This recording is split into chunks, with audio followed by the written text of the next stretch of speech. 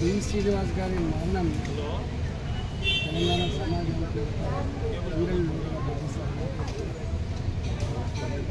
తనకంటూ ఒక ఉడవడి, తనకంటూ ఒక చరిత్రని లిఖించినటువంటి నాయకుడు డి శ్రీనివాస్. వారు పిసిసి అధ్యక్షుడిగా 2 సార్లు ఆ పార్టీని గెలిపించడంలో కీలక భూమిక. తెలంగాణ ఉద్యమం 3 తరాలుగా జరుగుతుంది. దీనికి పరిష్కారం కావాలని చెప్పి ఆనాడు ఏఐసిసి మేనిఫెస్టోలో పెట్టినటువంటి వ్యక్తి డి శ్రీనివాస్. తెలంగాణ ఉద్యమం ఉవ్వెత్తున కొనసాగుతున్నప్పుడు ఆనాడు కాంగ్రెస్ పార్టీకి, టీఆర్ఎస్ పార్టీకి అలయన్స్ కూర్చుకొని కామన్ మినిమం ప్రోగ్రాంలో పెట్టించిన దాంట్లో డి శ్రీనివాస్ గారు పోషించిన పాత్ర అది మరవలేని.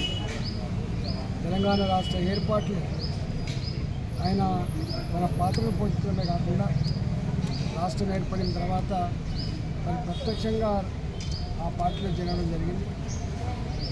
వారితో నాకు 22 ఏళ్ల బంధం.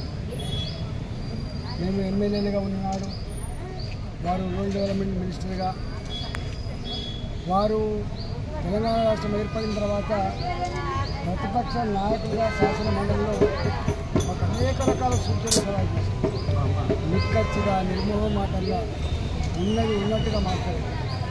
ఈ సందర్భంలో ప్రతిపక్ష పాత్రలో ఉన్నప్పటికీ కూడా మాలాంటి వాళ్ళం మాట్లాడుతున్నప్పుడు, మాలాంటి వాళ్ళం విడుదల చేస్తున్నప్పుడు అభినందించినటువంటి గొప్ప సంస్కారం డి శ్రీనివాస్ గారికి. ఇవాళ ఎన్నెన్ని మాటలు చెప్పినా సరిపోదు. ఇవాళ వారు పరమ పండించడం తెలంగాణ సమాజానికి, మరీ ముఖ్యంగా మాలాంటి వాళ్ళకి కొంత బాధ కలిగిస్తామని వారి కుటుంబ సభ్యులకు ప్రగాఢమైన సానుభూతి తెలియజేస్తారు. వారి ఆత్మకు శాంతి కలగాలని చెప్పి భగవంతుని